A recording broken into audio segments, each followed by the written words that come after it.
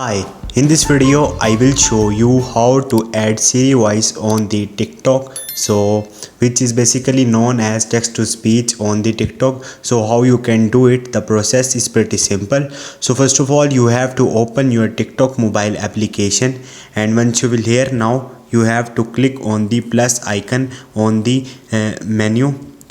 Okay, I simply click on it.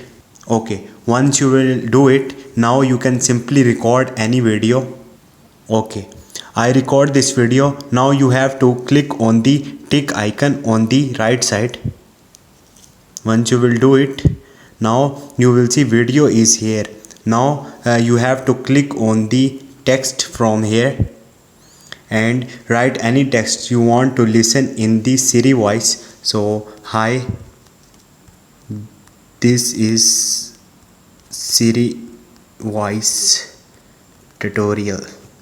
Okay, now you have to click on the done from the right top. Okay, text is here. Now you have to tap on this text and you will see three options here. On the top you will see text to speech. Tap on it and it's converting.